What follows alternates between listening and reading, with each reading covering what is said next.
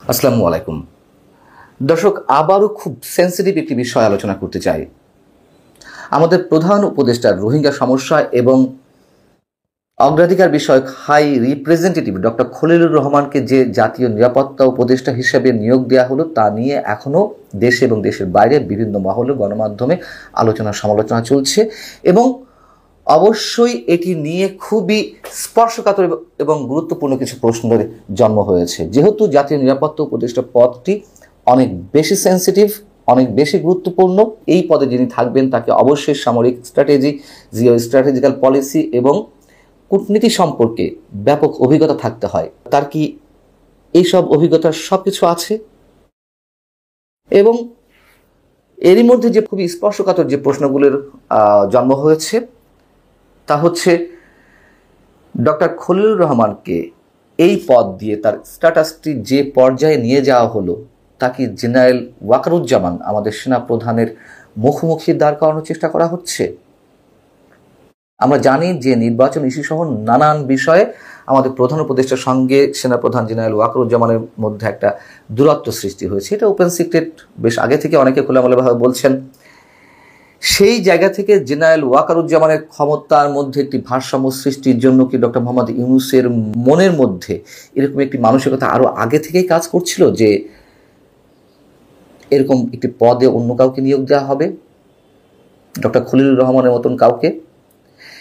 এবং এই বিষয়টি জানিয়ে রাখি, যেহেতু তাকে নিয়োগ দিয়ে যে প্রজ্ঞাপন সরকারের পক্ষ থেকে জারি করা হয়েছিল তার মধ্যে লেখা রয়েছে জাতীয় নিরাপত্তা উপদেষ্টার দায়িত্ব পালনের পাশাপাশি ডক্টর খলিল প্রতিরক্ষা মন্ত্রণালয় সংক্রান্ত বিভিন্ন বিষয়েও প্রধান উপদেষ্টাকে সহযোগিতা করবেন। আমরা জানি যে সেনাবাহিনী প্রতিরক্ষা মন্ত্রণালয়ের অধীনে।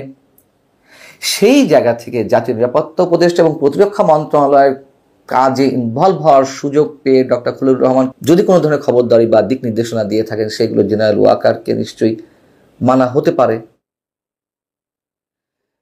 এবং যে প্রশ্নটি আরো গুরুত্বপূর্ণ, এমন একটি পদে কাউকে নিয়োগ দেওয়ার আগে আমাদের সেনা প্রধানের সঙ্গে কি প্রধান উপদেষ্টা কোনো প্রকার পরামর্শ করেছিলেন? এবং এর চেয়ে বড় বিষয় যেটি সবাই বিস্মিত হয়েছেন যখন তাকে এই পদে নিয়োগ দেওয়া হলো। কখন দেওয়া হলো? গত 9 এপ্রিল, যেদিন আমাদের সেনাপ্রধান জেনারেল ওয়াকার রাশিয়া এবং ক্রোয়েশিয়া সফরের জন্য দেশ ত্যাগ করলেন, বা তার একদিন আগে। তার অনুপস্থিতিতে এই পদে ডক্টর খলিলকে জাতীয় নিরাপত্তা উপদেষ্টা নিয়োগ দেওয়া হলো। সেটি একটি বড় প্রশ্ন, কেন সেই দিনই বা সেই সময়ে ডক্টর খলিলকে এই পদে আনা হলো? এখন বিষয় হচ্ছে কোন পরিস্থিতিতে এমন একটি পদে ডক্টর খলিলকে নিয়োগ দেওয়া হলো, যখন কিনা আমাদের পার্শ্ববর্তী রাষ্ট্র মিয়ানমারের রাখাইন রাজ্য আরাকান আর্মিরা পুরোপুরি দখলে নিয়েছে এবং এমনটা আলোচনা চলছে যে সেনাপ্রধান জেনারেল ওয়াকারের নেতৃত্বে বাংলাদেশের সামরিক বাহিনী আরাকান আর্মির সঙ্গে একটা সম্পর্ক উন্নয়নের চেষ্টা করতে পারবে বা করবে, এবং এটি নিশ্চয়ই রোহিঙ্গা ইস্যুতে অনেক বড় গুরুত্ব ভূমিকা পালন করবে। সেই সময়ে এসে সেনাপ্রধান জেনারেল ওয়াকারুজ্জামানকে কি পাশ কাটিয়ে এই নিয়োগ দেওয়া হলো?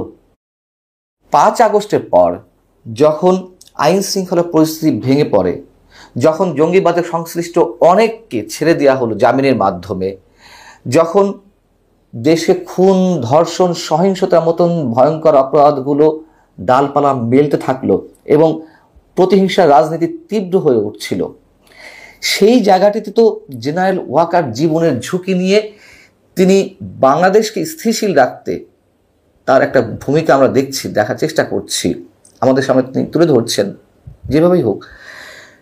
এবং কতটা ঠান্ডা মাথায়, কতটা খুব কৌশল অবলম্বন করে তিনি সব কিছু হ্যান্ডেল করছেন।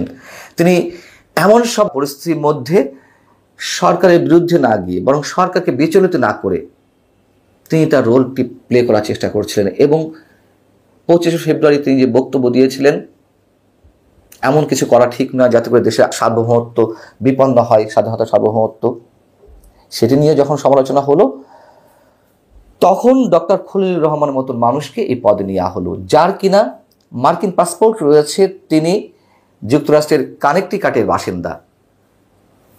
সেই সব জায়গা থেকে খুবই গুরুত্বের সঙ্গে এই প্রশ্ন উঠতেই পারে যে কেন তাকে জাতীয় নিরাপত্তা উপদেষ্টা হিসেবে নিয়োগ দেওয়া হলো। ডক্টর খলিলুর রহমানের যে ব্যাকগ্রাউন্ড তাতে নিশ্চয়ই তার ডিপ্লোমেসি সম্পর্কে ব্যাপক অভিজ্ঞতা রয়েছে, তিনি যেসব জায়গায় কাজ করেছেন। কিন্তু প্রথমে যেটি বলছিলাম, সামরিক স্ট্র্যাটেজি অথবা জিও স্ট্র্যাটেজিক্যাল পলিসি অথবা যে মুহূর্তে ভারতের পক্ষ থেকে নানান ধরনের হুমকি আমাদের দিকে আসছে, তার যৌক্তিকতা অযৌক্তিকতা সেটি নিয়ে আমি বিশ্লেষণ করব না এই মুহূর্তে, সেটা অন্য বিষয়। সেটিকে মোকাবেলা করার জন্য কি আমাদের প্রধান উপদেষ্টা আস্থা রাখতে পারছেন না আমাদের সেনা প্রধানের উপরে, যার কারণে ডক্টর খলিলুর রহমানকে নিয়ে আসা হলো? আচ্ছা, নিয়ে আসতো, কিন্তু দেশে কি আর কোনো ধরনের এই পর্যায়ে গুরুত্বপূর্ণ ব্যক্তি ছিলেন না যাদেরকে নিয়োগ দেওয়া যেত? ডক্টর খলিলকে বিদেশ থেকে নিয়ে এসে এতটাই বিশ্বস্ত তিনি, অথবা অন্য কোনো কানেকশন থেকে অথবা অন্য কোনো বিশেষ জায়গার প্রস্তাব অনুযায়ী ডক্টর খলিলকে নিয়ে আসা হয়েছে এই পদে বিশেষ উদ্দেশ্যে? আমরা জানি না বিশেষ উদ্দেশ্যটা কি, নিশ্চয়ই কোনো উদ্দেশ্য রয়েছে, এই কারণে আমি বিশেষ উদ্দেশ্যের কথা বলছি। নর্থ ইস্ট নিউজ,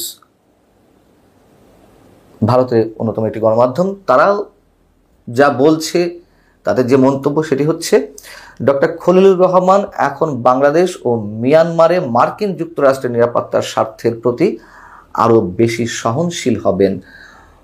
এই কথাটি দিয়ে কি মিন করানো যেতে পারে?